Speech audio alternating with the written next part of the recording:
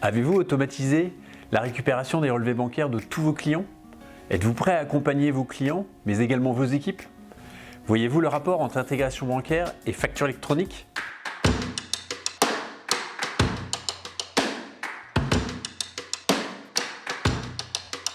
Qu'est-ce qu'une intégration bancaire? C'est la possibilité de récupérer les lignes de relevé de banque de vos clients de façon automatique. Sans action de la part de l'expert comptable ou des collaborateurs, les lignes de relevé de banque de vos clients s'intègrent dans votre logiciel de production. La plupart des éditeurs intègrent ces données de façon automatique. L'avantage, c'est que la saisie d'une ligne comptable à l'ancienne nécessitait 14 touches de clavier.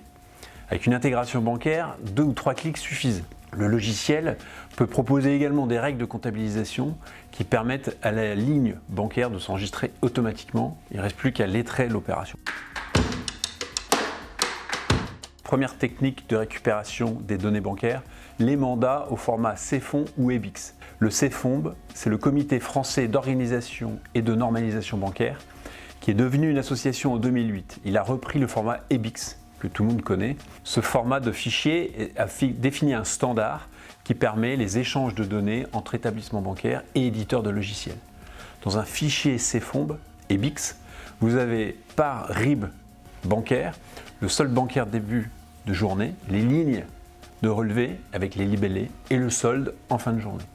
Ce format est adopté par la plupart des éditeurs de logiciels pour intégrer ces lignes de relevé bancaire directement dans vos dossiers clients.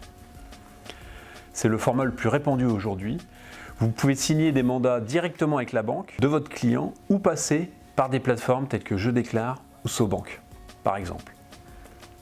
L'avantage, c'est que cette technique, cette méthode repose sur un mandat signé avec l'expert comptable et votre client. Cela sécurise les échanges d'informations.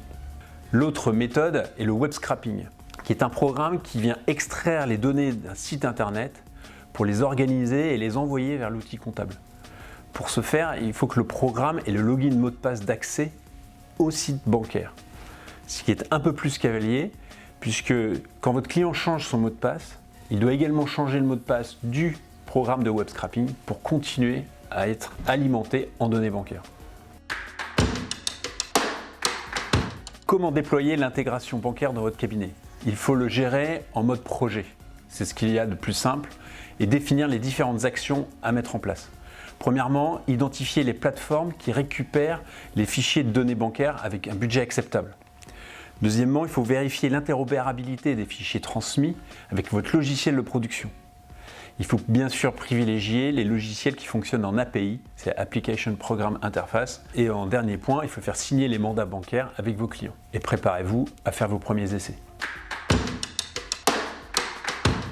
Quelques conseils dans le déploiement de ce projet.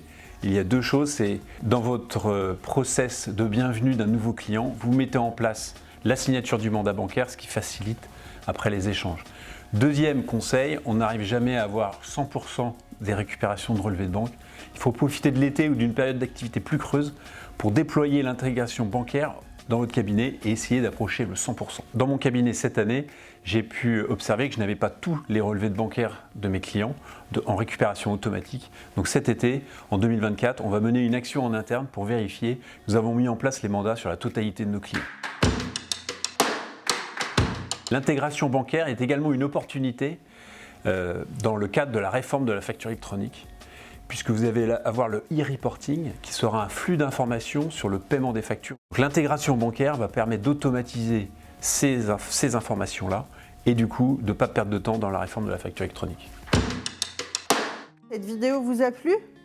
Abonnez-vous à la chaîne YouTube du Conseil régional pour être informé des prochaines mises en ligne, des vidéos que nous allons faire à votre attention.